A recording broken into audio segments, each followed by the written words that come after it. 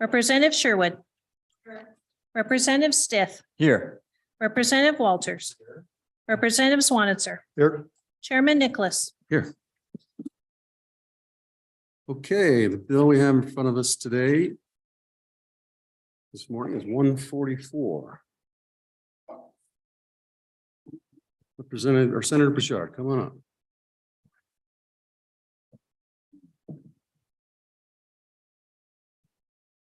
Welcome. Thank you, Chairman, members of the committee. My name is Anthony Bouchard, Senate District 6. I bring to you actually a simple bill. If you look at the bill, it's laid out to do very specific things. It's a precise bill. I guess I can walk through the bill very quickly. Yeah, please do. So I'll start on page 2. This goes to the health insurance companies, telling them that they cannot cover these procedures. And I want you to understand that things like, is this committee aware of what Poland syndrome is? Anyone know what that is? Say it again. Poland syndrome. Go ahead. Explain. So that's where a woman can be only have one breast from the time that she's born. She only has development for one breast. Under our current system, that's not covered. They will not do constructive surgery on the other breast, but yet we've politicized the gender change within our system to where Obamacare covers that. And I really feel as Republicans, we need to start pushing back at what the system has done to politicize things. So that's why this is in the bill. There is no reason we shouldn't be fixing other people's problems when we're sending and then send this kind of problem through. I mean, what I've heard with a plastic surgeon say is his industry somehow thinks that you're going to fix a broken heart with plastic surgery. And we are kind of working in that direction because we have young children that are being targeted. There's a doctor in Florida on TikTok that calls herself Titus Deletus. And there's many 12-year-old girls that are looking at these social media websites and they're getting roped into what's going on here. They're not ready, they're not developed to even think about the things that they're taking on. So anyway, insurance, that's on page 2. Go ahead. You want us to ask a question? Go ahead. Yeah. Thank you. Sorry, Mr. Chairman. So on that, Senator Bouchard, on that, where you have transition, and so that as part of the 10 health benefits, that would cover counseling. So transgender identifying youth would be able to get counseling and be covered by insurance, but if we prohibit it, then they wouldn't. Mr. Chairman, Representative Larson, I mean, I don't know the question that you're asking. So in the context that I'm seeing some of these things, because what is happening is we're sending young children to one counseling, and next thing they're going into a surgical consult. So fair enough. But if they go to counseling, be it one time or multiple times, is it inappropriate for the insurance company to pay for that? Mr. Chairman, and Representative Larson, I think that we're talking about two different things. These children need counseling, but it isn't just for a transgender issue. It's for issues that they're having that are underlying problems. And that's what I'm hearing consistently is what's happening. Look, I had a witness fly in, and I asked her, how did you ever get at 16 years old, get to where you put yourself on an operating table? Because I told her when I was a kid, if I hurt myself on a mini bike or I didn't tell anybody. I bandaged it up myself. I didn't want to go to a doctor and get poked and prodded. She talked a little bit about what happened at her family life and how bad it was and the divorce and how brutal it was. And she said she would have done anything to get rid of that pain. And the problem was they weren't looking at that pain. They went right on to let's move her into, and look, I have emails right here if you want, if you are interested in looking at these emails. Well, and Mr. Chairman, and if I may, Senator Bouchard, I think you're really getting to the point that I really have my question on removing the insurance part is the counseling part of that, which seems to be an important component of any of the transgender stuff, is now included in the essential benefits required to be provided by insurance. And if it's important for, as they come in and identify that there's underlying things, we want them to receive counseling, we want counseling available to them. It's expensive, and I'm just trying to understand why we would not allow insurance to cover that. What is the insurance saying they're going to do? Or what is the doctor saying they're going to do? What, I mean, are we going to look at the underlying Well, problems? And so I'm Mr. not. Chairman, I'm sorry. Mr. Chairman, yeah, me too, Mr. Chairman. And I'm not, I wouldn't argue that. I mean, so there's a hypothetical out there of what the doctor's going to say, what's the counselor going to say, but just, you know, what I hear you say is counseling is important. And it's not a one-time thing. It takes a lot of time. I'm just saying, if there's a value to counseling for these individuals, we're saying your insurance can't pay for it. And that's what I'm trying to, that's what happens here. And so is that your intent? Mr. Chairman, so the intent here is that we don't go straight to a gender change. If they start counseling these young people, it's not even going to be covered under this because it's not the issue. And that has been repeatedly what I've heard. The bill this bill is named after Chloe. I mean, they cut her breasts off at 14 years old. Very minimal counseling went on for that to happen. And that's what's going on here is we're not looking at the underlying problems. I mean, that she has a form of autism that actually you'll see this autism has a connection to this, to where they may have a disconnect where maybe they feel more like a tomboy. That doesn't mean that they needed to go and cut her breasts off. That's what we need to slow down here. It's not reversible. Her voice is deep now, you know, after 3 months of cross-sex hormones, the voice deepens. That requires surgery to roll that back.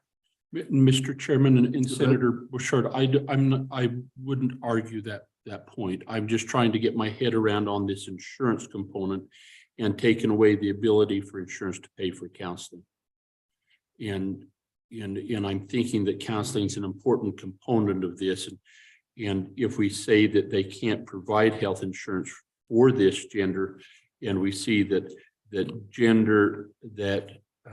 mental health coverage is one of the 10 essential benefits of insurance under the Affordable Care Act. And then I'm just trying to understand why we would want to take that benefit away from those who are trying to get their head around the transitioning in this process. So that's what I'm really trying, not arguing about surgery, not anything, just focusing on the importance of counseling. Mr. Chairman, if I look at the benefits that the two young ladies that have been involved with this bill, I don't see they got a benefit. What they got is they got shuttled into a system that didn't tell them that where they were going. Let me rephrase the question. You would concur that if the counseling can and should be paid for by insurance, period. Was that fair? Yes or no? It's not a yes or no. Not if it's going for transgender care and No, for issues involving some type of gender identity. But is counseling appropriate or not? I think the root of the problem needs to be counsel, not the.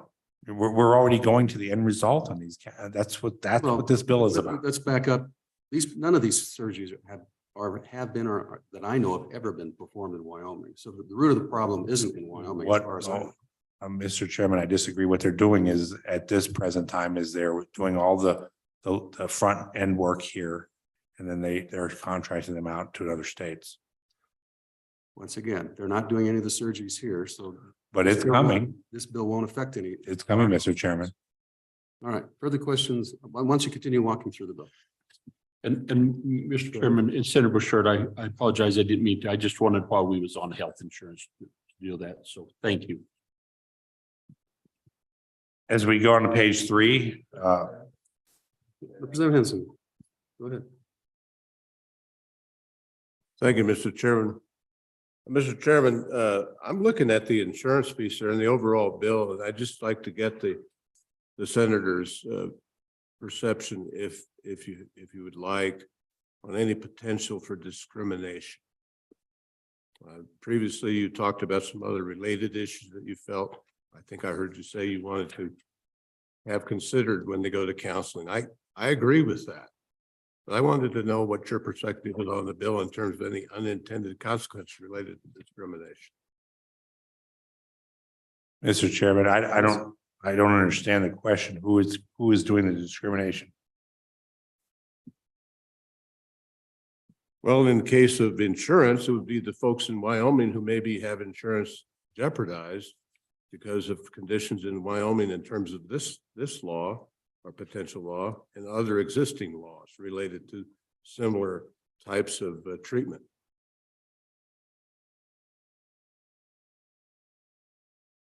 Mr. Chairman, I still don't understand the question. Maybe an example would be better. Representative Mr. Chairman, Senator Bouchard, just a question. I'm curious about exactly what the bill does and what it does not do. Back on page 2 on insurance. If I understand it correctly, this would mean that any health insurance policy that's written in Wyoming could not include coverage for gender transitioning or gender reassignment procedure. Correct. Is that right? Okay. Correct, Mr. Chairman. Okay, so then let's imagine the federal government disagrees with that and says, we don't think that complies with whatever federal regulations they have. And then the insurance company is not allowed to provide healthcare coverage through the healthcare marketplace. In your view, is that just sort of an acceptable cost of having, a good policy? Mr. Chairman, I don't know if you're talking about the cost. Do you mean the AG's office having to step in? Mr. Chairman, no, by cost, I mean that more figuratively. Like, in other words, it would be a feature that in Wyoming, people wouldn't be able to say access the healthcare.gov exchange for insurance in Wyoming because the federal government would be saying, you insurance companies, you're not complying with our federal regulations, and they might get kicked off the marketplace. From your point of view, would that be a good thing? Mr. Chairman, yeah, it would be a good thing if the insurance companies wouldn't pay for children to be butchered. Chairman, if I may. Go ahead. Senator Bouchard, that's not quite, I understand that's the policy position. I'm saying, do you regard it as an acceptable consequence of this bill, if passed, that nobody would be able to, potentially nobody would be able to buy health insurance for any purpose on the healthcare.gov marketplace? From your point of view, would that be an acceptable, result? Mr. Chairman, that wouldn't be the case. It wouldn't affect them not being able to buy it. By the exchange, we're down to two insurance companies that cover in Wyoming. As a matter of fact, we have heard no testimony in Senate committee from the health insurance companies. Okay, go ahead. Proceed with the bill. So on page 3, we have definitions: a child, person that's younger than 18, healthcare provider, definitions, physicians. On the bottom of page 3, for the purpose of transitioning a child's biological sex is determined by the sex organ except as provided by section C of this section. And it goes on to talking specifically about biological sex, that no physician or health provider shall, then it goes on to the next page. Now, these are all the things that they shall not do. So I don't know if everybody's familiar with these terms. Where it says including castration, vasectomy, hysterectomy. And we have other words here. So I'll just go through the list. Removing ovaries, creating a micro penis from a clitoris, removal of testicles, removal of penis, construction of a penis, or construction of a vagina. Those are all the things in plain terms in this list on page 4, between lines 1 and 4. Goes on to perform a mastectomy, provide, administer, or prescribe or dispense any of the following prescription drugs. Now, some of you may think this is controversial. When you give these drugs to a child, it starts to, it's a medical term called plasticize. So understands the genitals of one sex are not meant to have the hormones of another. Those organs will plasticize. They will change in consistency. It's not reversible. I mean, you take a child and put them on these hormones, they're going to lose their sex organs. Mr. Chairman. Go ahead. So Senator Bouchard,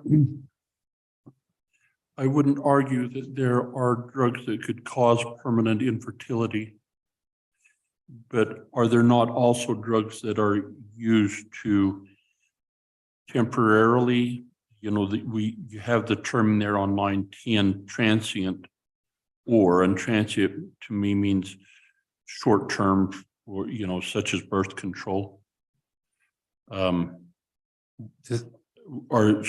my question is from what you just said, are you saying that all drugs used to control these types of things are irreversible, or are there some that can be used and are reversible? Mr. Chairman, what we're talking about here is giving cross-sex hormones and puberty blockers. Those are the two things we're talking about in this bill. The only reason we should use a puberty blocker on a minor is to treat some ailment that is like, for instance, early onset puberty, and that's covered in this bill. There's an exception in this bill. When we start giving puberty blockers to change the sex, that's a different thing of a standard medical. But I just want to clarify, because what you said in your first statement is none of those, as outlined here, are reversible. But if I'm hearing you now, and I'm just want to make sure that we're all going down the same path in this conversation, that it appears, it doesn't matter if we're using them on a transgender or a puberty blocker on somebody else for some other condition. What I am hearing you say are there are some puberty blockers that can be administered that are reversible. Mr. Chairman, I'm not here to argue that point, but this bill is to say it's illegal to do the process. And that's what the bill does. Okay, go ahead. Page 4. As on the end of page 4, clear, Mr. Chairman, it says, they cannot remove any otherwise healthy, non-diseased body part. As we go on to page 5, here it has the section shall not apply to. And this here would be someone who's born with a condition where they have both chromosomes. So they're outlined in the bill and have an exception. The next section on starting at 9 on page 5, line 9, that is about early puberty right there. So there is an exception to use the puberty blockers. So going back to our previous conversation and not wanting to be arguing, but in subsection D, in that condition, in those circumstances, using a puberty blocker, in your opinion, would be permissible? Mr. Chairman, This carves it out. So the doctors can use it for early puberty to block, to stop it. That's what those drugs were developed for. Right. But so then taking a step back, well, so it's okay to use them here for the desired outcome. But your position is if a person is transitioning or trying to identify their gender, it's not permissible to use them. Mr. Chairman, if they are under 18, Yeah. correct. Thank you. Okay, go ahead. As we go on in the bill, the rest of it is from on the bottom of page 5. This is all pretty much technical language of where the disciplinary action comes in. Basically, they have their license revoked if they do it. So that's the punishment. I chose not to take any other action. I figured that was it. This is a way to stop this practice from happening in Wyoming. So my goal here is to keep children out of the way of the knife and these treatments. So, Mr. Chairman, Senator, so I want to go back. I just had a thought that hit me to your point on those puberty blockers again, that it's okay after they're 18. That may be, it's what I thought I asked if it was permissible to use them then, and you said yes, if they were over 18. And so my question is I'm wondering, isn't that a little past the point of when puberty blockers would have the benefit because they've already developed? And so if you're going to use a puberty blocker to delay the development of that, you'd want to have the ability to use them at a younger age. Does that make sense? Or Mr. Chairman, I don't, we're stuck on this puberty blocker thing. I would please ask that you intervene here a little bit, because I mean, this bill does one thing and we're getting stuck on one part of this bill. We're not going to, puberty blocker is used to stop their growth. And then immediately after they start, and sometimes immediately during the same time, they use the cross-sex hormones. So that's what this bill is about. It's not about the other purposes they use puberty blockers for. Quite frankly, I don't have any hesitation or pause. If people want to do what they want to do when they're 18, they can do it. This bill is about taking children and running them through the mill. And then they find out, whoops, maybe this isn't what I wanted to do, and it's too late. I mean, if you guys want to amend this bill, I brought an amendment that we probably should put in here. And what we should do is we should start extending so a lot of these children in 2 years, they have no recourse, because 2 years of statute of limitations goes up. Some states actually allow minors to extend to their, when they become 18 and past that, so they can sue the doctors. Because think about it, these kids weren't told the ramifications of what's going on. Not only that, they weren't developed enough in their mind to know where they were going. That's what we're trying to do here, is protect the children from being run down a path that it can't be reversed. thank you, Mr. Chairman. All right, go ahead.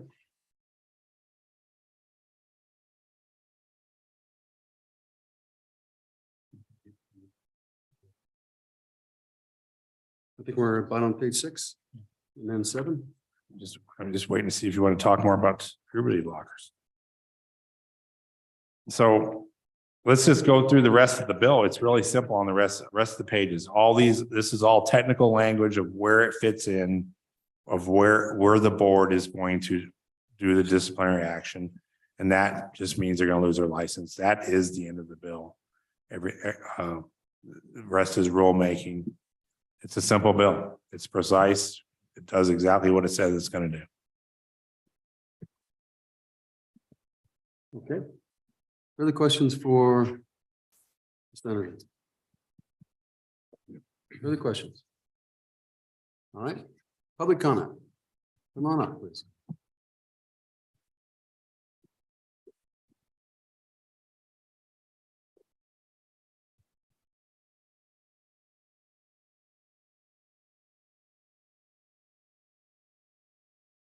Senator Larson, good morning. Thank you, Chairman. Glad to be here. This is an important bill. We need to protect our children that are under 18. And that's the main point of the bill. They don't understand what's going on, especially when they have mental issues like, like a divorce in the family or some other traumatic event. But that's the whole point of the bill. So I'm in support of it. You can shoot questions at me, but I think the main sponsor answered them well. So thank you. Okay, you bet. Welcome. Go ahead, Representative. Thank you, Mr. Chairman, and thank you, committee. Before I start the testimony that I prepared, I wanted to just clarify a couple of the questions that were recently brought up, if I may, just add some clarity to the situation. So on page 2, when we're talking about the insurance coverage, it says no individual or group health insurance. Down to page 13, or line 13, excuse me, shall include coverage for any gender transition or gender reassignment procedure. So if you're wanting to make sure that appropriate counseling and such can still be covered, you might consider adding on line 14 after include coverage. You might consider adding the words to encourage instead of, and delete 4, to encourage any gender transitioning or include gender reassignment procedures. I think that would clear up the language to allow the counseling to still occur. But the point is, and I think what Senator Bouchard might have been getting at when he said it isn't a yes or no question, is the point is that we don't want our children to be counseled and encouraged to transition. We do think it's important that they receive the appropriate psychological counseling that they need for the other underlying mental health issues that may be present. And so I think that's a very simple amendment that you may choose to bring that would clarify that situation. So Representative Penn, and thanks for the suggestion, but how is allowing insurance to cover medical costs? So are you deeming that encouraging them to then do something inappropriate? I think that if, Mr. Chairman, Representative Larson, I think that if insurance is willing to cover gender reassignment surgeries and things, it makes it one step easier for this to happen to our children. If I may proceed, Mr. Go ahead. Mr. Chairman, Representative Penn, Senator Larson, similar question as for Senator Bouchard with respect to the insurance here on page 2. So it's my understanding that essentially on the healthcare.gov marketplace that, the insured, they're paying some of the premium, but a big chunk of the money is coming from the federal government, right? For those policies, right? That's how the whole exchange works. So let's imagine we adopt this and then the federal government says, this policy violates our federal rules or regulations. And, we're not going to pay you anymore. And as a result, those insurance companies just drop off the healthcare.gov exchange for Wyoming.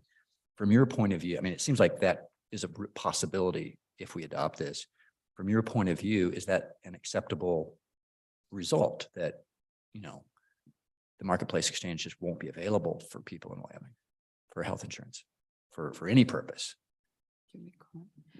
Mr. Chairman, Representative Stith, I'm trying to understand what you're asking. So are you saying that there may be a possibility that individuals may lose their coverage because the state law differs from the federal law? Mr. Chairman, Representative Penn, yes, that's correct. Not just some individuals, but anyone who wanted to buy health insurance through the marketplace wouldn't be able to because the federal government might not let the insurance company even be on the marketplace. If that were to happen, from your point of view, you know, is the good that you achieve with this bill worth paying that price from your point of view? Mr. Chairman, Representative Stith, I think there's a lot of what ifs in that scenario. I think it's difficult to determine and to attempt to balk at a bill that does do good things with the possibility of what if the government does. I mean, we can make a lot of what if scenarios in our minds and create any kind of problem that we hope to. I don't see that should be an issue causing you to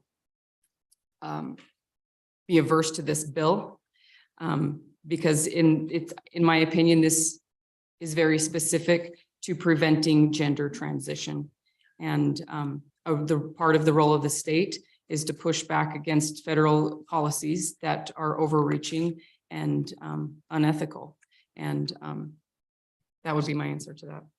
Mr. Chairman, Go ahead. can we divert this question to our insurance commissioner? Maybe he has a comment on that. I mean, this is, Yeah, I think that question will come up again okay. to both insurance commissioners and lawyers. So, all right. Go ahead. So the next question that was brought up on page 4 and 5, referring to the puberty blockers, and the on page line 9 and 10 of page 4, referring to drugs that induce transient or permanent infertility, and then referring to page 5, lines 9 through 12. So when it's talking about the carve out for covering or preventing this from affecting precocious puberty, this bill does protect those who are experiencing precocious puberty. Because if you look back on page 4, line 10, when it talks about a Romanet 3, however you say that, I'm still learning. Those are under subsection on page 3, subsection B, which says for the purposes of transitioning a child's biologic sex. Then going back to the line 10, so for the purpose of transitioning, you cannot prescribe puberty blockers for transient or permanent infertility. If you're doing so to aid the transition of a biologic sex, then that is prohibited. But because of page 5, subsection D, if you're using puberty blockers to prevent precocious puberty, then that still protects those children. The difference is the length of time on when we're treating someone for precocious puberty. We're giving them this, say maybe you have an 8-year-old girl that is starting puberty when a typical time would be around 11. And so we might choose to give her same-sex hormones to slow that process down for a couple of years until she's a more appropriate age, and then allow her to continue to develop and become the sex that she is biologically. Mr. Chairman. So Representative Ken, in that situation, are those puberty, the actions or the what the medication does is when you take them off that puberty blocker, then is that reversed? I mean, then are they able to develop in a normal way after that, after you take them off the puberty blockers? Typically, yes, So in that- this situation. And I'll if I can be allowed to get into the testimony that I'd actually prepared to say, I'll address, I think, what might be your question. Well, so Mr. Chairman, so what I was trying to understand and get at, so then if you have the same girl, but she's trying to identify, she's going through a gender identification issue in her life. She's getting counseling and she's identifying as she feels that she's somebody not her biological sex. Is it then, what you're saying then, is it's inappropriate to use that same puberty blocker that you would have used in this scenario over here to postpone the development of her sex while she's receiving counseling and going through that and until she's old enough to make a decision. In that case, then it would be wrong.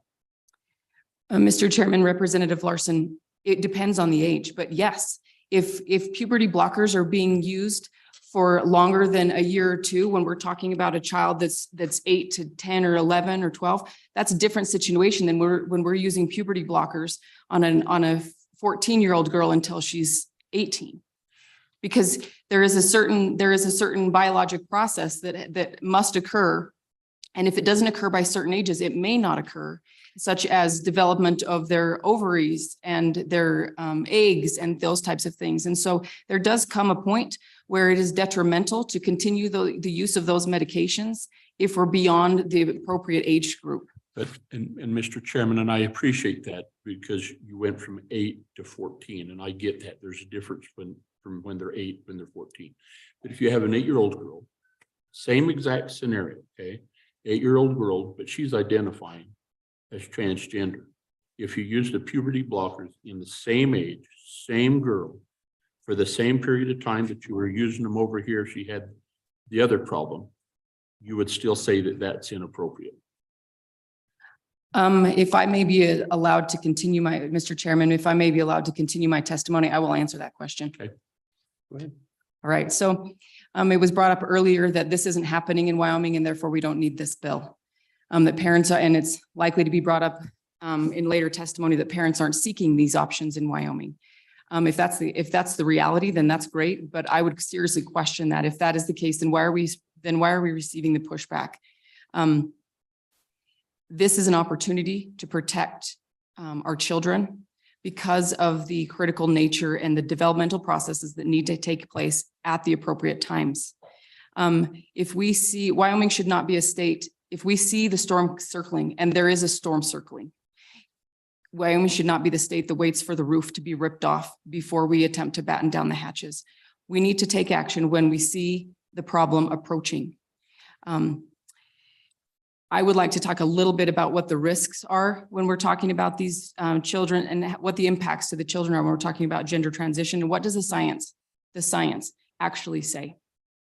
So again, hormone blockers, we're talking about puberty blockers, gonadotropin releasing hormone agonists. What they do is they halt the critical process by which children mature into adults. And we're also talking about cross-sex hormones, which are given a few years after the puberty blockers to then chemically stimulate the puberty of the opposite sex. There are those that claim that there is strong evidence that support that these life-altering interventions lead to positive outcomes. But reality says we couldn't be more mistaken about that fact. There is a severe lack of scientific knowledge of gender dysphoria, and it's acknowledged by experts in this field. I have here a study entitled The Deficiencies in Scientific Evidence for Medical Management of Gender Dysphoria. And herein they say, although strong recommendations have been made for invasive and potentially irreversible interventions, high quality scientific data on the effects of this approach are generally lacking. Existing data reveal significant intervention-associated morbidity and raise serious concern that the primary goal of suicide prevention is not achieved. Let me read that again. The primary goal of suicide prevention is not achieved. I have here a report from the American Psychological Association when they looked at guidelines to how can they approach those who are struggling with gender questioning and those types of things. And what they state in this, and the date is 2015, because no approach to working with transgender and transgender non-conforming children has been adequately empirically validated. Consensus does not exist regarding best practices with prepubertal children. The National Institute for Health and Care Excellence did a systematic review. So what that is they look at multiple studies, a systematic review of puberty blockers and cross-sex hormones. And this is what they found, that gonadotropin releasing hormone agonists or puberty blockers lead to little or no change in gender dysphoria, mental health, body image, and psychosocial functioning. In the few studies that did report change, the results could be attributable to bias or chance or were deemed unreliable. all of the studies evaluated had results of very low certainty and were subject to bias and confounding. This is a report that was published by the Society for Evidence-Based in Gender Medicine. And with this, they gave a statement, a position statement that said that the significant uncertainties regarding the long-term risk-benefit profile of gender affirmative hormonal interventions call for non-invasive approaches as the first-line treatment for youth. Many of the experts, there's Dr. Stephen Levine, who is considered to be a pioneer in this realm, the treatment of sexuality and gender problems. He was called as an expert witness in a court case in Wisconsin. And in his expert affidavit, he stated, the knowledge base concerning the causes and treatment of gender dysphoria has low scientific quality. The editor-in-chief of the British Medical Journal, who is also the director of the Center of Evidence-Based Medicine at Oxford, did research on transgender medical interventions. And he said concerning puberty blockers, the quality of evidence in this area is terrible. He used the word terrible. Members of the committee, the stakes here are high. The consequences of hormones and surgery include, but are certainly not limited to, sterility, infertility, sexual dysfunction, osteoporosis, cardiovascular disease, and for many, crippling emotional effects, cancer, clots, renal failure, hot flashes in children. To state that early affirmation of children with gender issues is crucial is a dangerous falsehood. It misleads parents and it places children at risk for serious and lifelong suffering. So to get to Representative Larson's questions before, there's actually a great deal of study that has been done on children who develop gender dysphoria before puberty. And it has been found in several studies that 80% on average, 80% of these children who are left alone without intervention or treatment, including puberty blockers, that 80% of these children will come to become comfortable with their body if they're allowed to go through normal puberty. I have in my hand here 12 different studies that indicate that, and their percentages range from anywhere from 50% to 96% that say that if these children are left alone, that they will become comfortable with their bodies. Go ahead.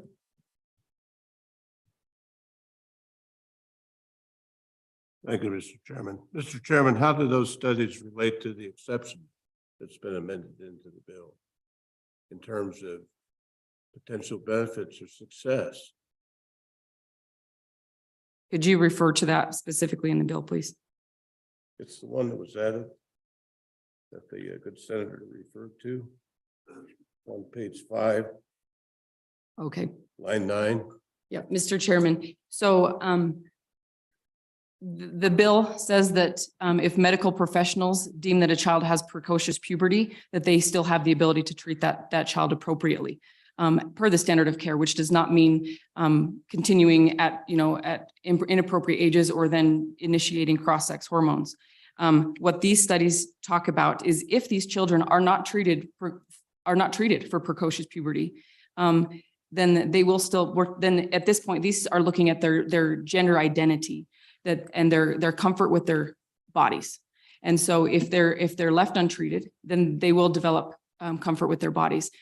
Typically, the aim when treating precocious puberty is that we're allowing a short amount of time for the brain development of usually it's girls, of a young girl to catch up so that she has the mental capacity to deal with issues. If an 8-year-old starts a period, for her to have the capacity to actually manage what it takes to have periods it's very difficult. And so we're really talking about two different things here.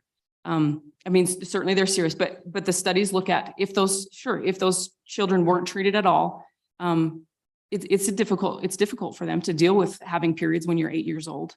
But I think we're trying a little bit to compare apples and oranges. Mr. Chairman. Go ahead. So we need to move along. Yes, sir. Because we've got Yes, lots sir, of I different agree. witnesses coming up, so. let's I just want to ask try to be quickly, quick. given that rationale, why wouldn't that be the same rationale or similar rationale that could be applied in non-invasive, non-surgical ways to all children? Mr. Chairman, I think that it comes, once again, it comes down to what is the point of this? Are we giving the children puberty blockers because they think they're a different sex or because they've started their period early? And they're two completely separate things. So we can't generalize some studies that are looking at this and put it over here. That's not how science works. And so I think that we're talking about two separate things. Again, one we're talking about a young girl starting her period earlier than most do. And another situation, we're talking about children who think that they're a different sex. And so they shouldn't be treated equally. Okay, further comments? Okay, so contrary to popular belief, puberty blockers are in fact controversial. Their off-label use in healthy children is experimental, and they have serious adverse effects that are irreversible, such as osteoporosis and early menopause. So those are risks that if someone is prescribing those to a child for precocious puberty, those are risks that need to be discussed with the parents and physician, exactly, discussed by the physician with the parent, and make sure that they understand that those are potential risks. All medications have risks. Know that there is no country in which puberty blockers are licensed for the treatment of gender dysphoria. They're licensed for treatment of precocious puberty. They are not licensed for treatment of gender dysphoria. Representative. Mr. Chairman, Representative Penn, again, I don't want to slow down the wheels of progress here too much, but the way this reads, if a child has central precocious puberty, then gender reassignment surgery would be allowed. Is that okay with you? Is that what you think? That's how this reads, because this on page 5, it exempts someone with central precocious puberty from all of the prohibitions in subsection B, is how it reads. Is that the intention? I think that is not the intention. In interest of time, that's something that we could look at later and see if there's something, amendment or something that could clear that up. If that is in fact the case, I can't speak one way or the other at this point without looking closer. I continue. Thank you, Chairman. Okay, so moving along here. Nearly all children who are placed on puberty blockers for treatment of dysphoria go on to also be placed on cross-sex hormones. So Representative Penn, in your statements where I'm getting hung up a little bit is you're assuming that they all have dysphoria. And dysphoria seems to come later on in the affirmation process. So when in the gender affirmation, dysphoria is a result of several things, but in the American Association of Pediatrics, the policy statement that I've been reading, it points out that as you go through the affirmation, as a person who is transgender identifying goes through this, they don't, just because they're identifying does not mean that they have dysphoria. And so your comments here are based on, and I probably wouldn't argue that if what you're saying on puberty blockers is inappropriate for someone who has dysphoria, that may be accurate. But that's down the road from when they're doing affirmation. Is that wrong? Mr. Chairman, Representative Larson, I think that there is some confusion in what you're saying there. Yes. So the DSM-4 and DSM-5, if you look at those, the DSM-4 diagnosis, when someone is struggling with their gender identity, it used to be called gender identity disorder. In DSM-5, they changed that to then be called gender dysphoria. And so with the affirmation, if someone isn't experiencing questions of their gender, then we won't be dealing with this at all. But the term gender dysphoria, and you know, I can't speak for every person that's ever spoken on this subject, but generally within science at this time, because of DSM-5, when we're talking about a person who is struggling with gender questions, that is diagnosed as gender dysphoria per DSM-5. Okay, go ahead. Okay, so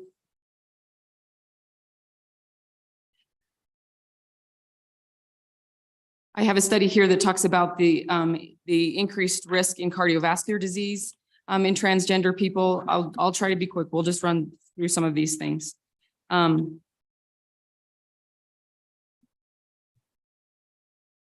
So talking about suicide, there is a risk of suicide in gender questioning teens, but there is no evidence that transition lowers that risk. And I can pretty much guarantee that there will be people that will try to refute what I'm saying here.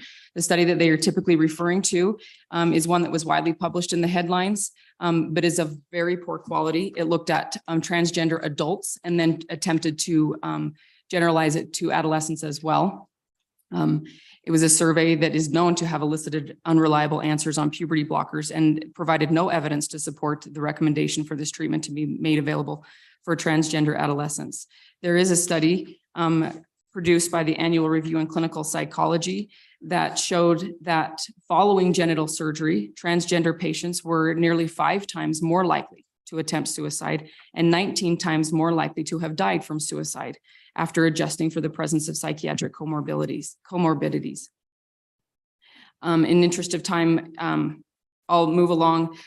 There will be claims today that the incidence of regret is low. Once again, I would seriously question that given the amount of transgender or detransitioners that we see popping up. I have another study here by Child and Adolescent Mental Health where they interviewed detransitioners and they arrived at this conclusion that decision-making on the basis of misinformation on the effectiveness and necessity of medical interventions for gender dysphoria is a problem. And detransitioners indicate that non-medical interventions for gender dysphoria are sorely needed. Other countries are Finland and Sweden have banned hormones and surgeries and for patients under 16.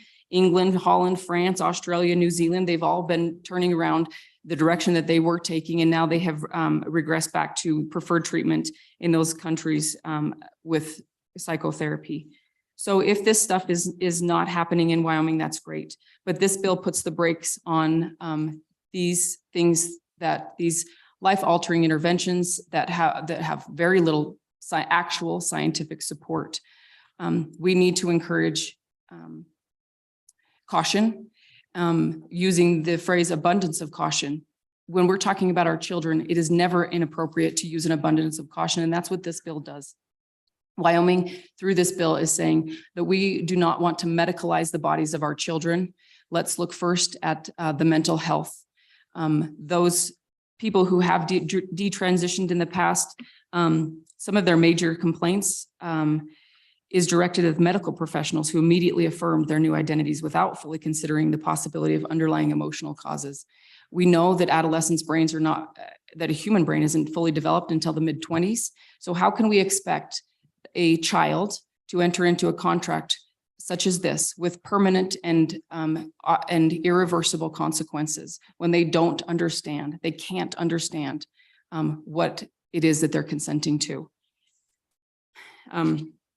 For these reasons, I would urge an aye vote on Senate File 144, and I would stand for more questions if there are some.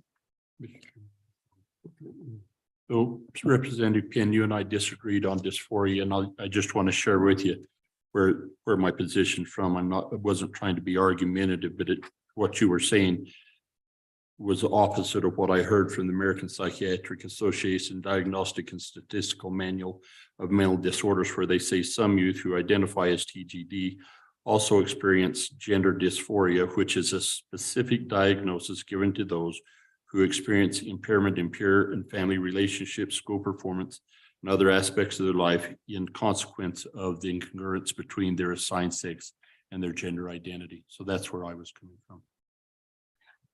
Okay, any further questions? All right, so we're going to try to shorten comments down to 3 to 5 minutes per person because we've got to kick this thing out in the next 55 minutes. So, and by the way, we all of us on the committee have innumerous number of emails and scientific studies going one way or the other on this issue. So, all right, so please go ahead. Mr. Chairman, I'm Jeff Root. I'm the Wyoming Insurance Commissioner.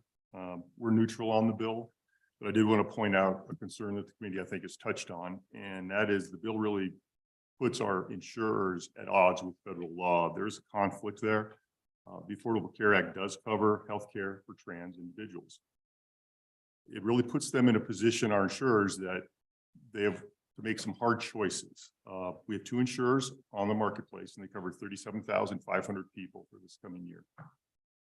So if the bill passes, the insurers have a choice to make. They can follow federal guidelines and get in trouble with the state, and our department would have authority over them, and we could fine them, we could suspend their license, we could take their license. They could follow the state guidelines, and then they're subject to federal action by the Department of Justice, or what we're seeing in a lot of states, individual consumers are suing them. The federal government could force them off the exchange if they're not going to meet the requirements of the ACA.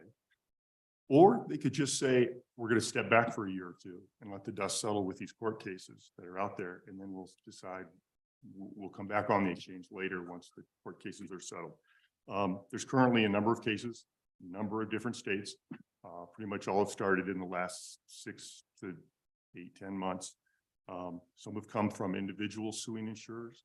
Some have come from an actual class of people suing the insurers.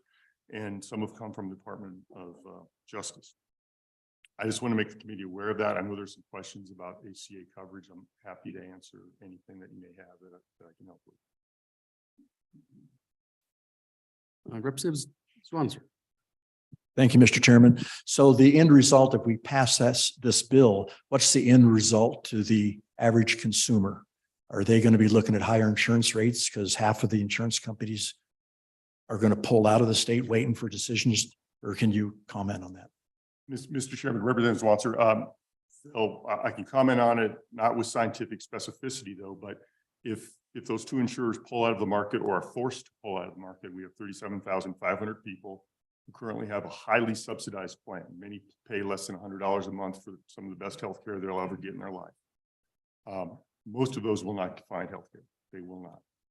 Maybe 5,000 might find it somewhere else through an employer plan, something like that, or a subpar plan. And ultimately what happens is then we have less premiums being paid, and then our office collects fewer premium tax dollars that go into the general fund. So there'd be a decrease in the general fund. I couldn't estimate what that would be. Okay. Okay. Any further questions for the commissioner? Thank you for your testimony. We're just going to go down the line. And well, let's start on this one. All right, please introduce yourself. Welcome. Mr. Chairman, committee.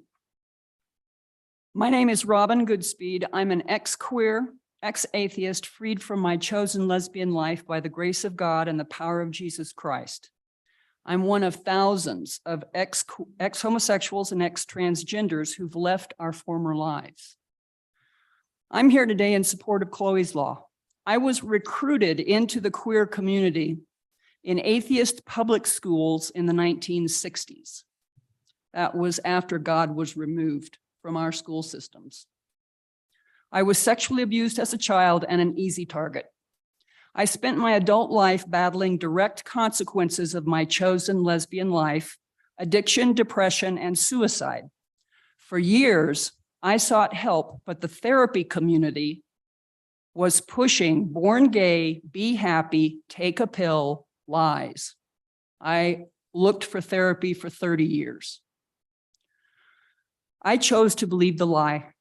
Now there's healing reparative talk therapy that helps people like I was and children who may be facing gender dysphoria.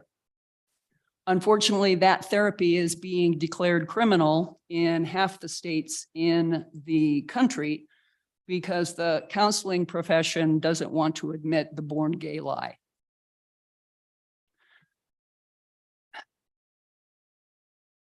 During the 35 years I lived in the queer world, I knew many transgender people and lived in one of the main gender surgery cities. All the trans people that I knew were adults, over 18 when they had surgery.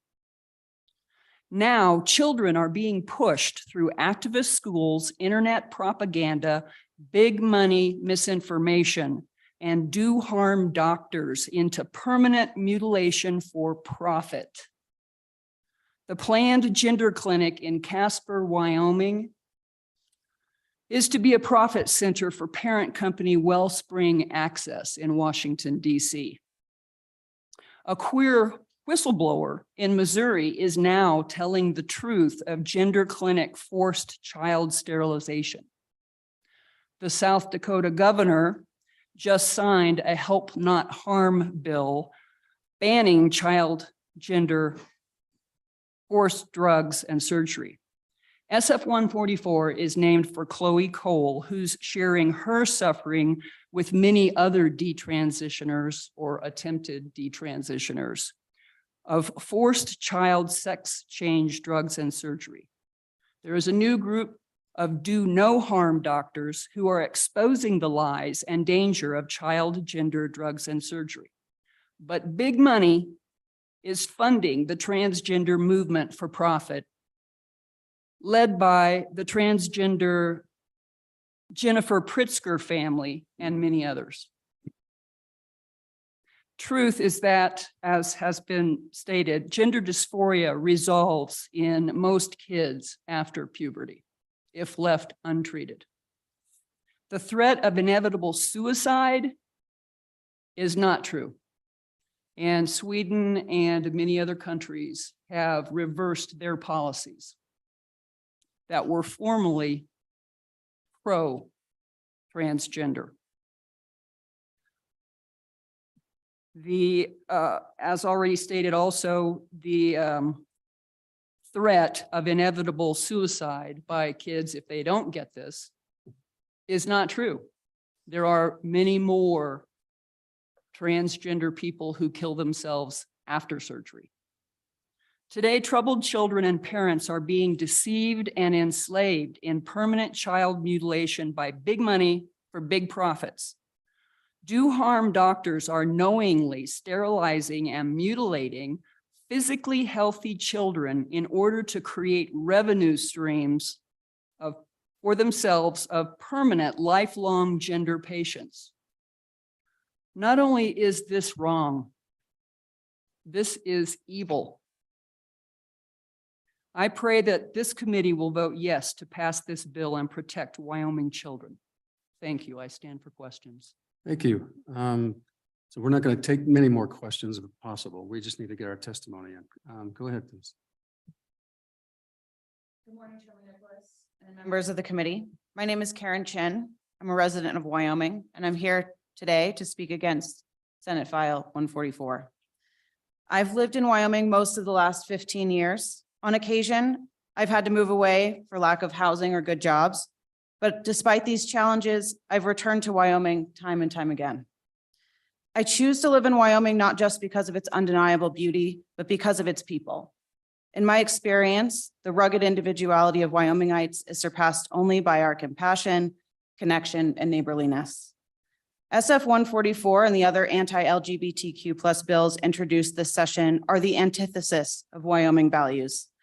Not only is SF 144 harmful and unnecessary, as medical professionals have testified, but I'm here to tell you that I believe it is more than that.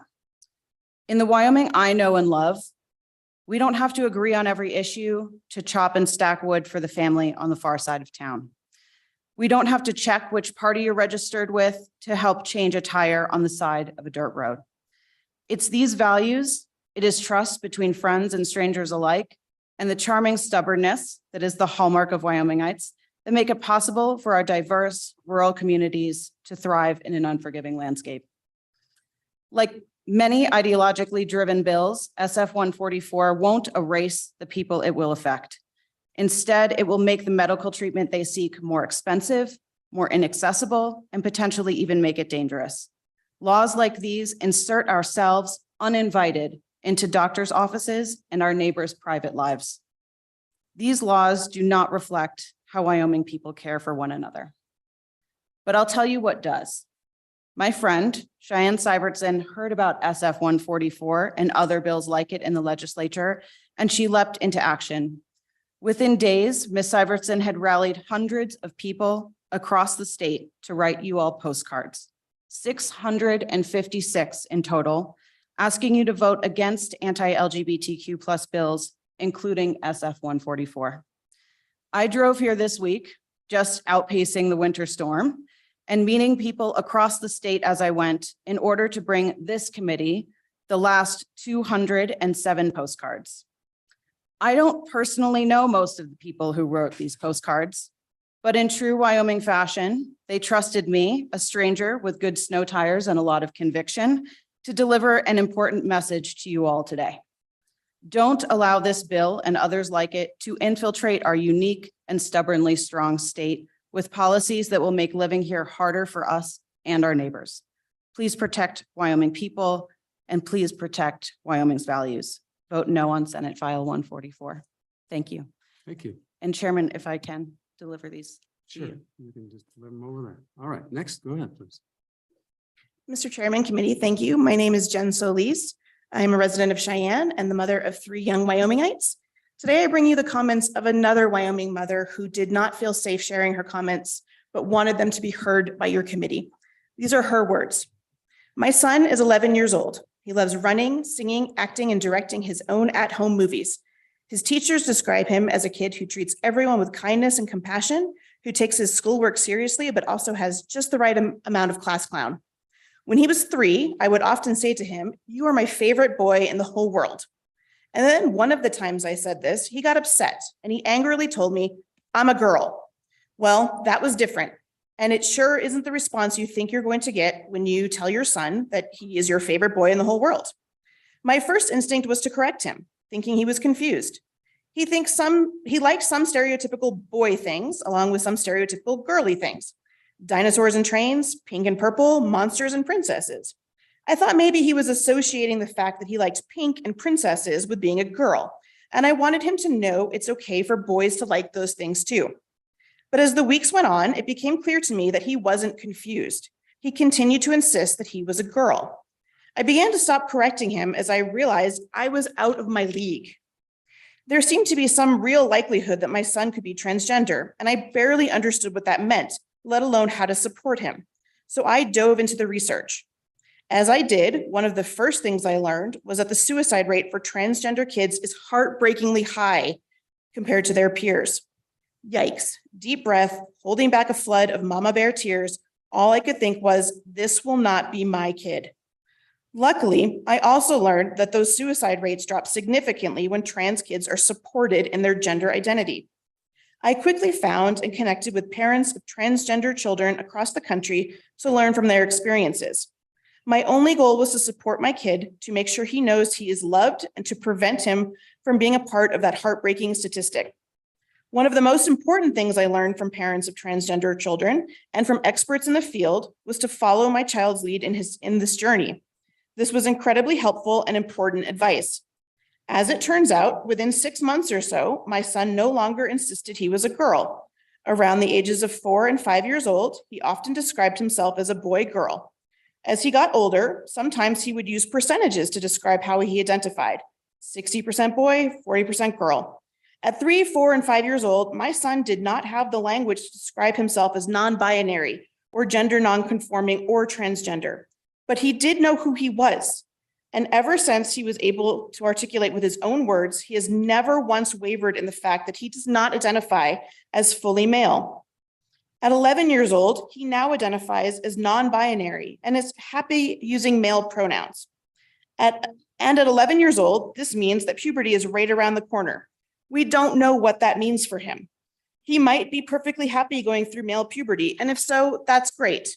He might feel like he needs a little more time to work through his gender identity with his therapist and with his family's support before going through puberty. And if so, having the option to simply delay puberty with hormone blockers is such an important option to have on the table before his body starts going through irreversible changes. That decision should be made with him in consultation with his medical provider, his therapist, and his family, in accordance with the best practices in the field. Senate File 144 would take that decision out of our hands and out of the hands of our medical providers. It would irresponsibly limit medical treatment options that follow best practices. It is government overreach and it is dangerous, and I urge you to vote no on this bill. And speaking on my own behalf, I also urge you to vote against this bill. Thank you, and I'll stand for questions. Thank you. Next, please proceed.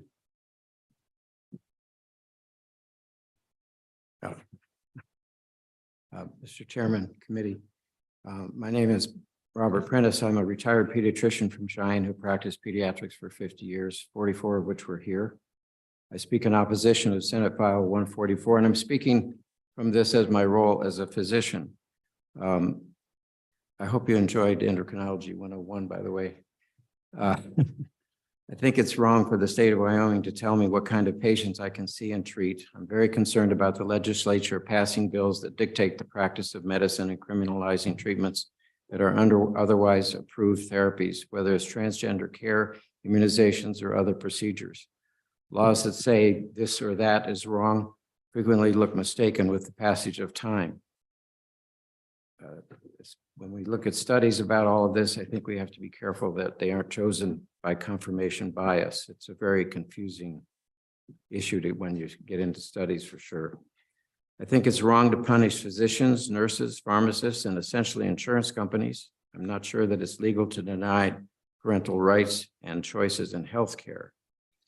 Enforcement of such laws might raise ethical issues and would ask people to rat on each other. If you want to say that the state dollars can't be used, that's one thing, but to broadly prohibit treatment is draconian to me, in the least, and extremely harmful to the careers of individuals who have gone into healthcare for the best of reasons and with whom there's only a difference of opinion, not science. We can't choose who we see or what conditions they have. I've never refused to see anyone for any problem. I mention this because I feel I held up my part of the bargain in going to medical school, training in pediatrics, using diagnostic and therapeutic skills to provide care. I didn't expect to have something like this proposed bill politically imposed on my ability to practice medicine, to say I can't help you. I hesitate to offer alterations to the bill lest you think I agree. I hope you would choose the least intrusive option or outrule the proposal altogether. I think putting pharmacists and insurance companies as arbiters of care isn't right. As you know, prescriptions are written not necessarily with the condition that they're given for on the prescription pad. Or somebody might make a charge and put in the wrong billing code, and an insurance company will say, well, you're not authorized to do that treatment XYZ. So I think we have to be very careful about all of that. You know, Jimmy Buffett has that line about tattoos as permanent solutions to a temporary problem. I think that applies to both sides on this issue. I don't think any of us want to make a permanent solution to something for which we don't even know what the solution is. First, we should do no harm, should have tolerance, compassion, and do the right thing. We want to do the right thing in medicine, legislation, and life. I just don't think this bill feels right. Thank you. Thank you for your testimony. Next.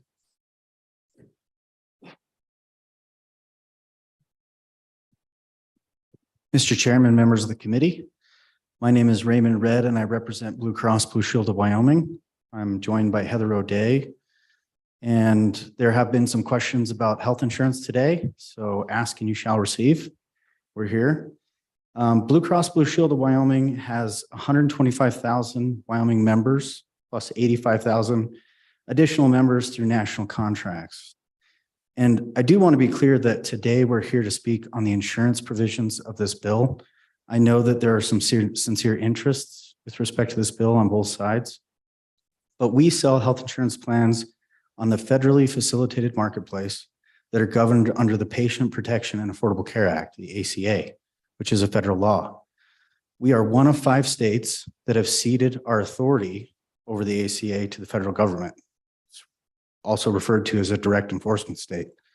So Blue Cross Blue Shield of Wyoming is audited by CMS with respect to its compliance having to do with its products on the federal marketplace. Health insurance plans on the federal marketplace are required to cover services under the ACA when medically necessary. And some of those services are prohibited by this bill. The federal definition of sex discrimination is a hot button topic that has been addressed by the last 3 administrations. It has also been the subject of litigation in federal courts across the country and even at the U.S. Supreme Court level. On July 25th, 2022, HHS issued a notice of proposed rulemaking to revise its 1557 regulations. Section 1557 is an adaptation of Section 9, which prohibits discrimination in education programs. And with the advent of the ACA, Section 9 was adopted and created 1557. The proposed rule incorporates protections that were removed by the previous administration against discrimination on the basis of sex pursuant to the U.S. Supreme Court's 2020 holding in Bostick versus Clayton County. Bostick holds that federal law prohibiting sex discrimination by federally funded healthcare programs also prohibits unequal treatment based on sexual orientation and gender identity without age limit. Thus, consistent with the decision in Bostick, HHS currently interprets Section 1557's prohibition on discrimination on the basis of sex to include 1, discrimination on the basis of sexual orientation, and 2, discrimination on the basis of gender identity in covered health programs or activities. This is codified in 42 USC 18116. If this bill passes, health insurers receiving federal funds will find themselves caught between federal and state laws. This could result in unnecessary litigation for health insurers and potential cancellation of essential health programs that receive federal funding. The state also stands a high probability of being sued by activist organizations like the ACLU and other interested parties. The uncertainty of what would happen when the federal and state laws conflict means that Blue Cross Blue Shield Wyoming opposes Senate File 144. We stand for questions. Okay, go ahead. I'll defer to my colleague to the left. Okay. Go ahead.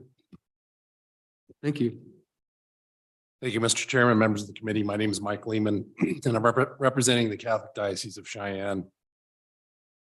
After listening to public testimony and floor debate in the Senate, I had a couple of observations that I would share with the committee. First, the suicidal ideation related to gender discordance is a significant concern. If people were convinced that puberty blockers, cross-sex hormones, and top and bottom surgery, those procedures prohibited by this bill, actually truly prevent suicide, they would be far less likely to support the prohibition of these procedures. But as has been mentioned, there are no long-term studies that validate this claim. Nevertheless, the gravity that comes with the question of suicidal ideation puts significant pressure on you as legislators and on any organization or any individual who has an opinion on this issue. As difficult as it is to consider the question from these various perspectives, it pales in comparison to the direct pressure put on parents of children experiencing gender discordance. Any parent who has had a child who has ever self-harmed, or God forbid, been told that their child has suicidal ideation, you know you hit your knees in that moment. You hit your knees and you are very vulnerable at that point. In my opinion, that is what this legislation is trying to address. Not only are the parents put in a particular precarious situation, but also the providers whose professional licensing hangs in the balance. So I think sometimes we may be looking at it a little wrong if we make the insinuation that the intent here is to target parents or providers. In my opinion, they're also put under that pressure when it comes to the question of suicidal ideation. Another factor that could likely cause some hesitation for prohibiting the procedures outlined in the bill is the belief that someone can actually go to a doctor, change their sex, and then go on about their lives. But this is not the case. The particular end these procedures seek require lifelong medicalization of, once again, children. And we need to keep that before us. How this looks exactly, precisely, considering all the things that you have asked this morning, those are good questions. But we have to remember that inaction is a decision as well. And so with that, Mr. Chairman, I would stand for any questions. Thank you for consideration. Thank you for testimony. Let's come back down here. We'll keep going. We got basically 30 minutes. Thank you, Mr. Chairman, members of the committee. My name is Antonio Serrano. I'm the advocacy director for the ACLU of Wyoming. Excuse me. The ACLU Wyoming is here to testify in strong opposition of SF 44 because we see this bill as discriminatory and based on transgender status and sex.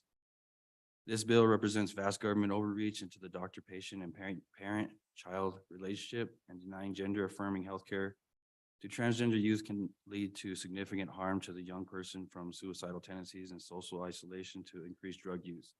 And as a parent of a child who has attempted suicide, as a parent of a child who we've had to send to Casper alone or take to the emergency room in the middle of the night, suicide is something that we really need to fight back in every way we can. Transgender young people, their parents, and their doctors are in the best position to decide the appropriate course of medical treatment for them. The state's unprecedented intrusion into these complex dynamics and decisions will cause serious harm. This bill is not about protecting anyone.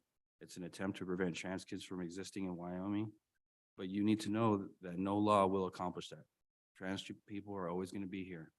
No law is going to make them go away. It's just going to make it harder for them to exist. So we urge you to vote no, and I stand for any questions. Thank you. Thank you for your testimony. Go ahead. Welcome. Thank you, Mr. Chairman. Thank you, committee. My name is Sarah Burlingame, and I'm the Executive Director of Wyoming Equality. And we come to you this morning to ask you to vote no on this bill. We've sent you an email along with our friends at Lambda Legal, spelling out some of what we see as the more pernicious legal problems with this bill. But this morning, I just want to briefly tell you about becoming the director of Wyoming Equality 7 years ago. And one of the very first things that was asked of me was to go down and find a legislator at the Capitol who could bring a bill against conversion therapy. And it was part of a national 50-state movement that said in every single state, we want to make sure that we pass this legislation that makes conversion therapy illegal. And for those of you who aren't familiar with it, it's therapy that seeks to change the sexual orientation of somebody. So I did what I thought was my job, and I came down here and I found a legislator and I said, here's model language for this bill. Could you please run it? And the legislator said, is this happening in Wyoming?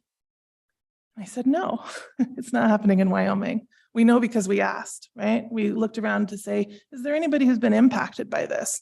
And that legislator told me 7 years ago that we don't do that here, that we're a serious body and we don't go looking to solve other states' problems. We really hunker down and try to solve Wyoming's. I think that that is germane today. And I think that without belaboring the point, that the process matters. And what some people may not know is there are things in this bill that we could find agreement on. There are ways that the medical community, that parents of LGBTQ children, of trans and non-binary children themselves, have been part of an ongoing conversation that looks like the best of Wyoming. People saying, where can we find compromises? Where can we respect the dignity of these Wyoming children, of these Wyoming families? You will not find that dialogue in this bill or in the bringers of it.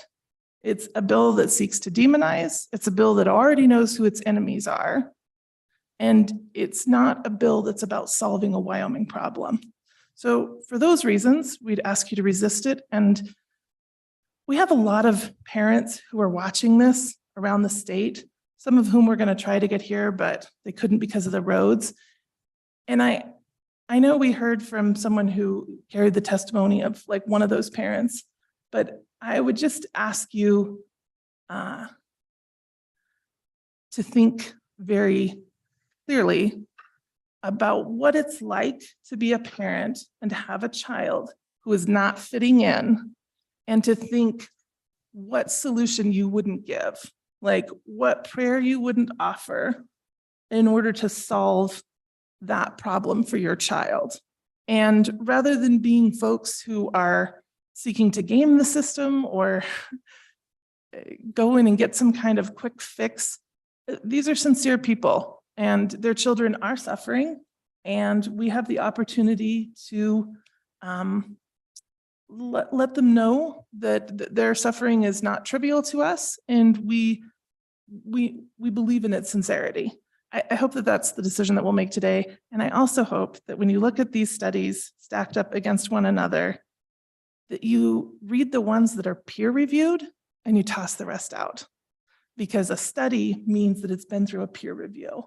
And if we're going to go apples to apples, that's got to be the litmus. So I hope you'll oppose this. Thank you. Thanks. Mr. Chairman, Go ahead. if I may, Ms. Burlingame, if this bill were limited to just prohibiting gender transition surgery, would you still oppose it? And I ask that of you because in 2020, House Bill 127 prohibited female genital mutilation, made it an aggravated minimum 5-year penalty if performed on a minor.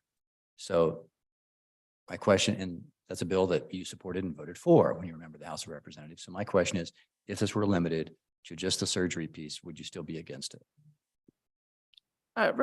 Mr. Chairman, Representative Stith, thank you for the question. I do remember that bill. And I remember that the conversation around it fell upon, would this speak to this issue that we're here discussing today?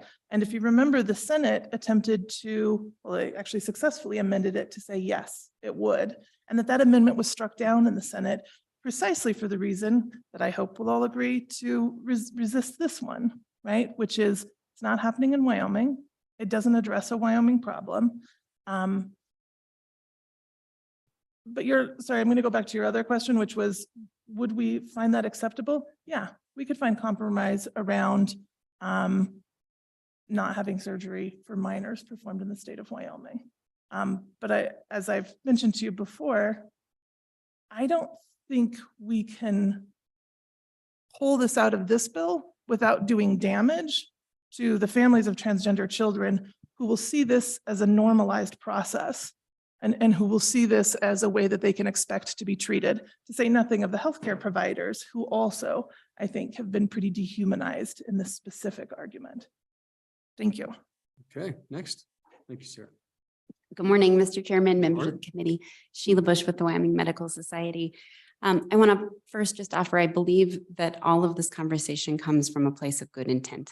I think everyone involved in all of the comments provided, no matter the side, everyone's trying to do the right thing for children. We just have a little different idea about how to get there sometimes. I'm here to represent physicians of the state of Wyoming and PAs. I wanted to offer that unfortunately this morning we're opposed to this bill, and I say unfortunately, because just as the previous speaker said, I think had this conversation involved our medical community and involved physicians, the bill would look differently, and it could be something that we would all be here to support together. And that would be the prohibition on surgery and procedures specifically, without the rest of what is contained in this current bill. Instead, this bill was drafted in isolation from our medical community, and our physicians came forward as a little bit of a surprise and then caught us all in this position to try and have to address the bill as it's written and piece out parts that could have been places of compromise and then adamantly oppose others. Bills like this and conversations that don't involve our medical community or acknowledge their expertise, perspectives, and experience send a very chilling tone to Wyoming's physicians. As you all know, it's hard to recruit and retain physicians here in the state, and these conversations certainly don't help. I would say that this bill is founded or appears to be founded in a place of distrust, and I like to believe that we trust our physicians. The state invests a great deal of money, time, and energy training and bringing our physicians back. I think it's interesting, yesterday was Whammy Day. You all got to see this year's class in both the House and Senate. These are individuals who are dedicating their lives and everything that they have to healing. They want to do the best. They're doing the very best that they can with the evidence available today, recognizing that medicine is dynamic. It is always changing. It's the expectation we have of medicine, is that it changes, grows, advances as we all learn more. This bill, as we see it, stops that. It stops any growing, any learning. It prohibits medicine from doing what we've asked of it, which is to take every situation and take every day and learn from that and do better tomorrow, this bill stops that. And we think that that's a problem. I would also offer just quickly before I conclude that some of the stories you've heard and some of the research you can do online to find some of these very tragic stories are heartbreaking. And I don't want to diminish any of that. I would also offer that those details very articulately account malpractice. And so we have laws right now to address malpractice. And I would encourage any of those people who are listening to really pursue that remedy available to them, because our physicians agree that if all of the details are accurate, that you sometimes hear about one counseling visit and the next was a surgery, that feels to be, maybe there's more to the story, possibly. And if not, that's certainly a really solid malpractice case.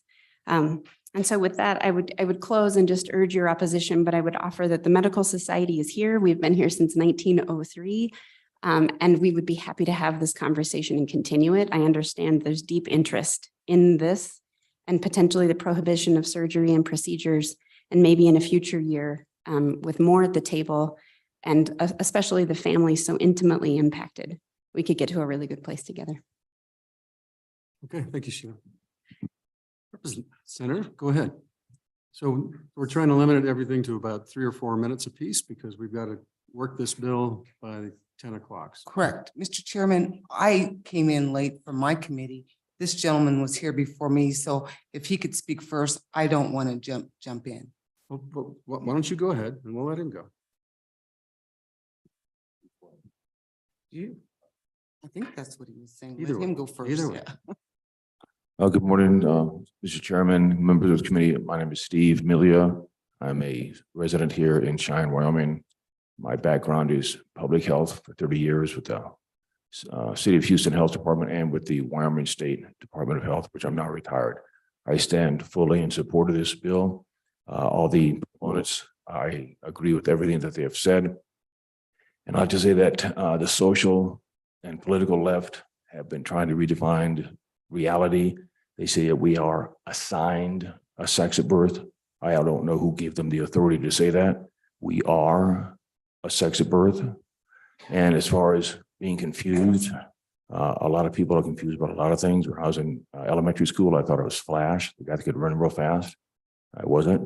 When I was in high school, I thought I was James Bond because I identified with him. Well, I wasn't. And we have a lot of people that say that, well, I'm born in the wrong body. Ms. Burlingame had brought up about conversion therapy. If I have a attraction to anything that I don't like, such as pornography, working too much, or whatever the case may be, I can always go and find a therapist. But there's been a lot of states that say you can't even talk to anybody professionally if you have same-sex attraction. Nope, that is against the law. That is dangerous. That is harmful. That is completely untrue. Why can you get therapy for everything else, but you cannot get therapy for that? So if a child can say that they want to be sent a different, it's called cultural misrepresentation, cultural misappropriation. If they can't do that, then how can they say, well, I'm a different sex and I want to go and have surgery? As I see it, as many of others said, the main idea behind this bill is no surgery for children, those that are 17 and under. Bill Maher, I was listening to him, and he said it was a good thing this wasn't around when he was a kid because he was convinced he was a pirate. And then he would have had his hand cut off, his eye taken out, and his leg cut off because then he would have been a real pirate. And I'm going, well, if we have gender transition, seriously speaking, when are we going to have species transition? You can find it all over the internet. You can find it in people that believe they are not only they're not male, they're not female, they're non-binary. They do not even believe that they're human. They believe there are different types of animals and even aliens. So I think this whole discussion is one of chaos instead of order. We are pushing towards chaos to where you can be anything you want. You can identify to anything you want.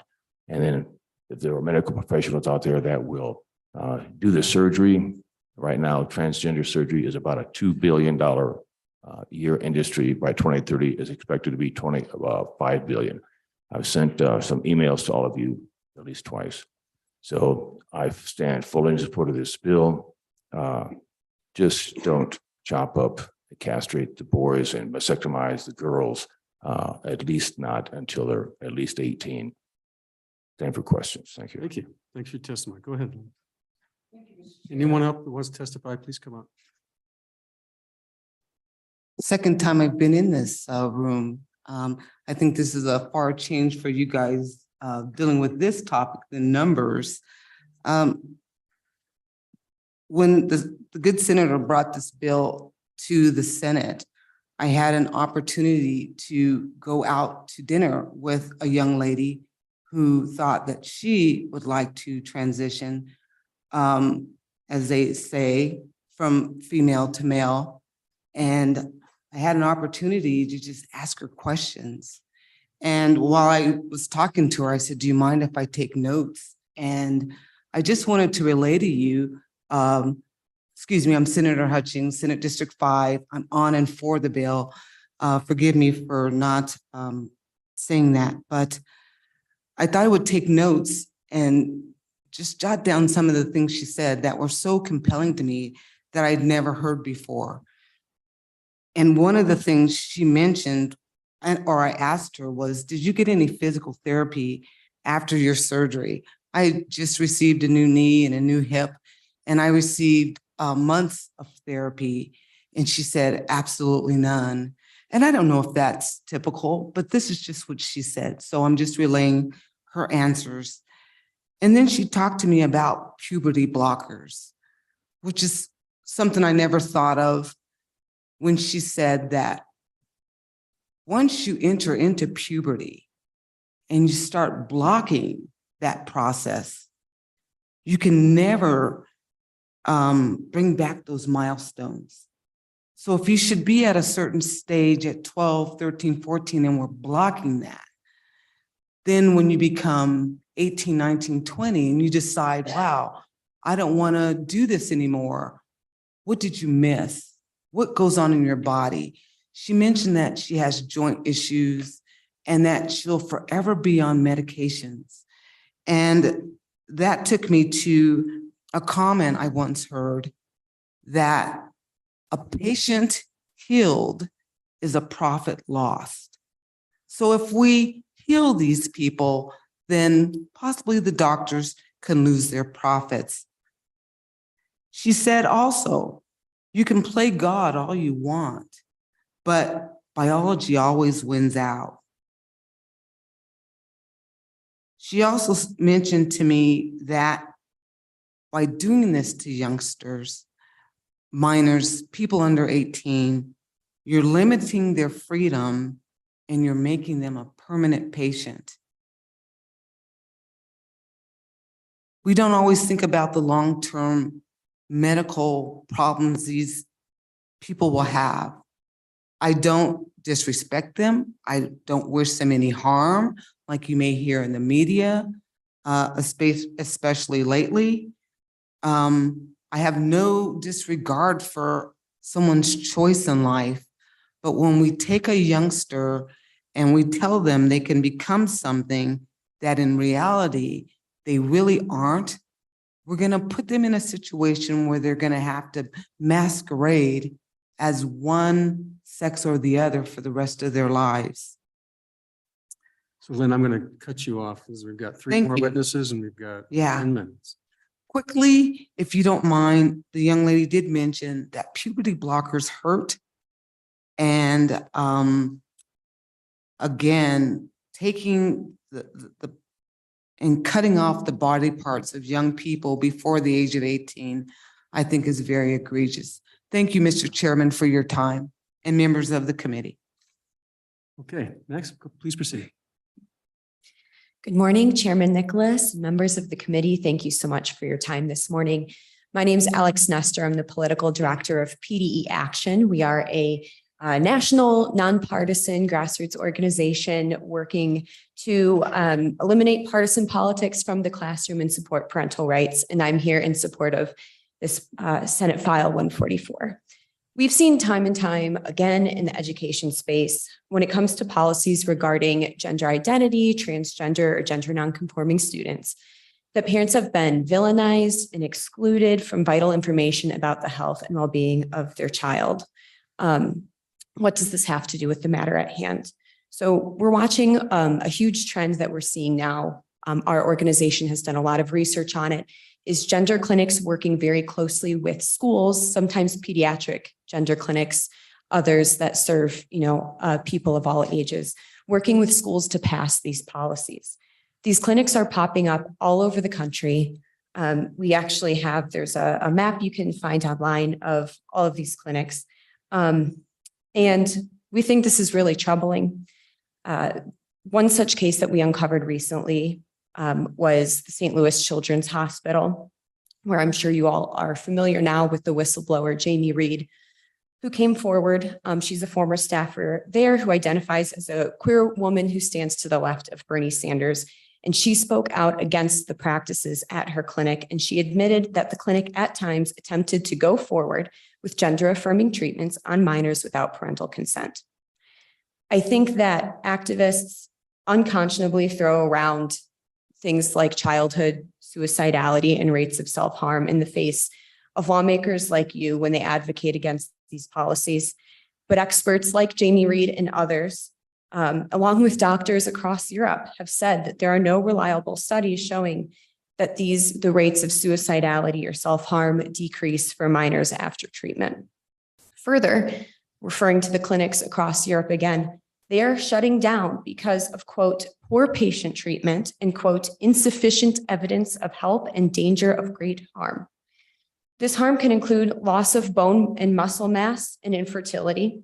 But meanwhile, in the United States, we continue to push for, these clinics. These clinics are popping up anywhere. And we won't stand against it because we fear what people will say about us when we do. We fear that when we stand against these practices, more harm. I fear that more harm will be done to our children if we don't stand up than if we do now. In other words, I think we're lacking the courage to do the right thing. I stand before you because I fear for the health and safety of American youth. Loving transgender, gender nonconforming, and non-binary youth does not mean that we should allow them to undergo these unsound and untested treatments. I think it's just the opposite. They deserve the research, they deserve the facts, and not to be treated like test subjects. The science is not there. It is not there right now. Jamie Reed said, and it was a line that really, it hit me very hard. Quote, "We're building the plane while we're flying it." That's how doctors at the pediatric gender clinic in St. Louis described their practice. That is no way to treat children, or frankly, anyone undergoing any sort of medical treatment here. And I know, like the expert behind me had mentioned, science is always changing. It's always new. This is true. But we don't know the full ramifications. We don't have the science on this. I know legislators in Mississippi passed a similar bill yesterday. Other states are working to do the same. And I hope that you all will consider, protecting all children, protecting transgender children, and voting in favor of Senate File 144. Thank you. Thank you. Go ahead.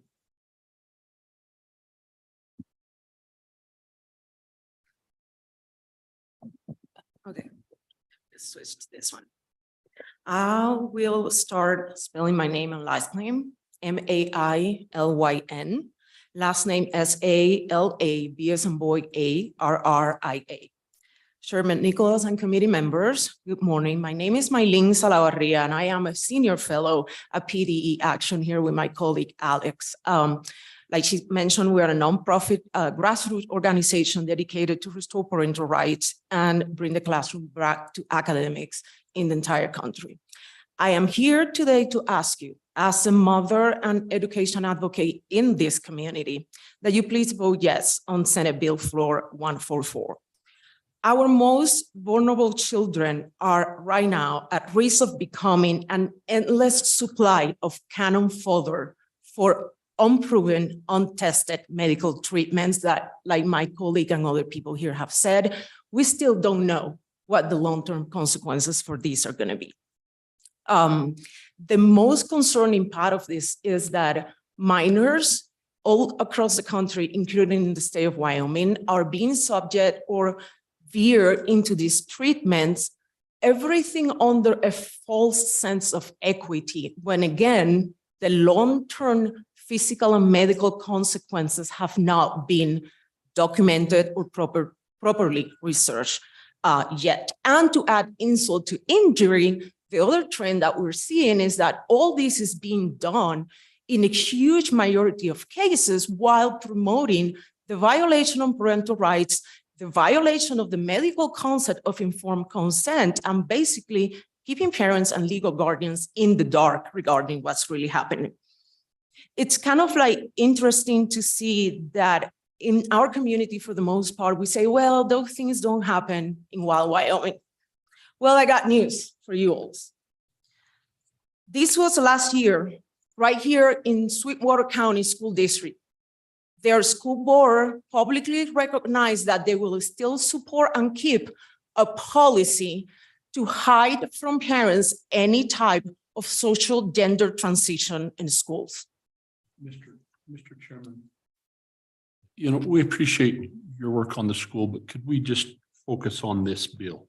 Of course. And leave your work on the schools out. We really are short of time, so.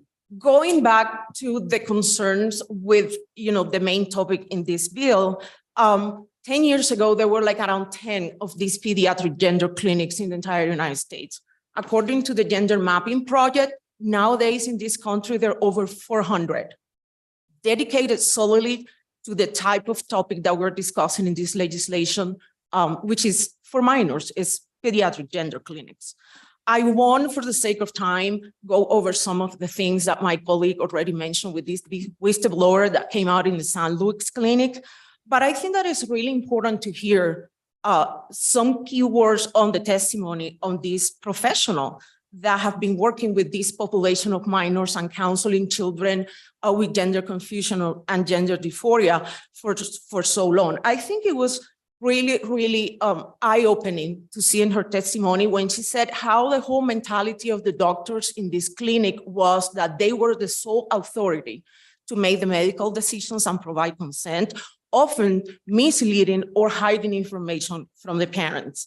Another disturbing thing that she put out in her testimony is how in private these doctors would recognize that there were signs of social contagion when they would have 10 girls from the same high school showing up in the clinic on the same day, asking for testosterone treatments, and then the entire part of doing the intake, the counseling, the proper psychological assessment and treatment of these children was completely swept under the rug. I think that other people mentioned already how European countries are kind of like taking a step back into all these treatments. And I think it's really important that we focus on pausing and again, exercise an abundance of caution in this, because today in Wyoming, it's funny to think that yesterday you voted, like this legislator voted to put age requirements on marriage. How about we exercise the same abundance of caution when the issue at task is altering your body permanently, and we still don't know the long-term consequences of it? How about we pause for a second and think about that until more information is available?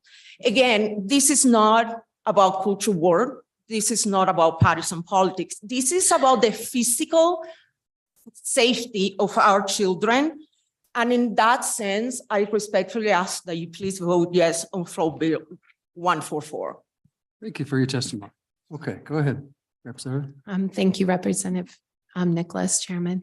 So my only thing, and I've visited with a few of you, so you'll have already heard this, but we do protect children from alcohol because they're not old enough. They're not mature enough. We protect them against cigarettes. They're not old enough. They're not mature enough.